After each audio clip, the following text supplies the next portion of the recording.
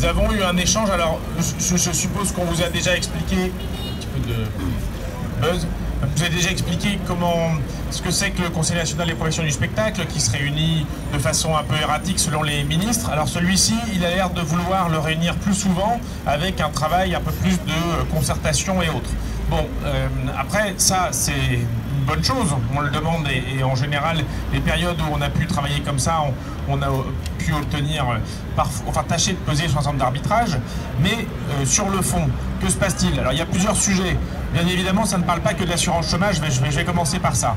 Sur le dossier assurance chômage, vous avez déjà eu le compte-rendu, vous avez vu les annonces catastrophiques qu'il y a eu sur le régime général.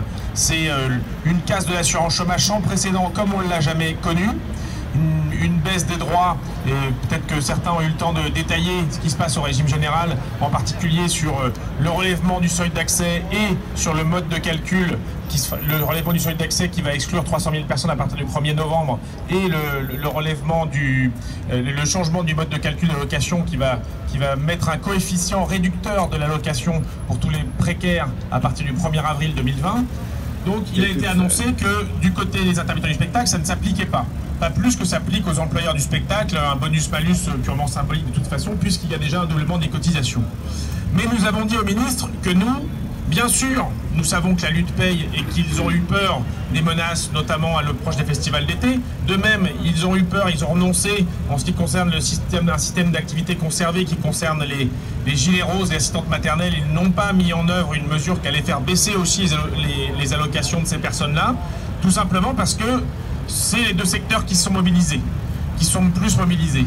Mais nous savons parfaitement que le danger existe toujours, et même il va revenir. Il va revenir très prochainement, parce qu'avec une casse sans précédent de l'assurance chômage comme celle-là, on va se retrouver avec moins d'un chômeur sur 3 indemnisé, et il y a déjà des gens autour, le MEDEF, en particulier le patron du MEDEF, qui a été dire que quand même, maintenant, il va falloir s'attaquer au milliard des intermittents, ça revient. Donc, le sujet peut très bien revenir déjà dans la rédaction des décrets de calcul de l'allocation. Ça peut revenir très prochainement et ça peut revenir très bientôt. Donc nous avons dit au ministère que nous ne crions absolument pas victoire, ni pour dire que l'assurance chômage, que nous étions sauvés, parce que nous savons que ce qui est en train de se passer sur l'assurance chômage est une casse sans précédent, et deuxièmement parce qu'il y a refus de prendre en compte l'accord unanimement signé en janvier, le 21 janvier, qui améliore le sujet, et notamment qui veut améliorer la transposition de l'accord 2016, et on sait très bien que le directeur de l'UNEDIC, le service de l'UNEDIC, avait durci la transposition de l'accord de 2016 pour limiter les droits, notamment après les congés maladie et en matière de franchise. Donc ça, c'est ce que nous avons à réaffirmer, ces questions-là. Alors bien évidemment, on est conscient, on en a dit à l'AG hier, on avait convoqué, ou on espère avoir plus de monde, et même dans les différentes régions, il y a des camarades qui sont mobilisés à Nantes, qui sont mobilisés à Lille par exemple. Nous savons très bien que s'il y avait eu une catastrophe annoncée sur les allocations, soit sur le seuil d'accès, soit sur le calcul des allocations maintenant des intermittents du spectacle, on aurait beaucoup plus de monde de mobiliser.